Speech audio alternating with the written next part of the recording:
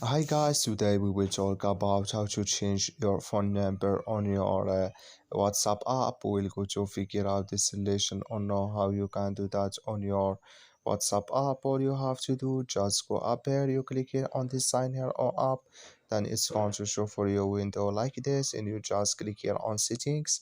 Then you come to settings window here, just switching to show for you like this, and you just click here on account. Then it's going to take you here in this window. You click here on change number. Then it's going to take you here in this window. You just click here on next. Then it's going to take you here in this window. Just here you add your old phone number, and here you add new phone number, and you click here on next, and it's going to change with you on your WhatsApp app.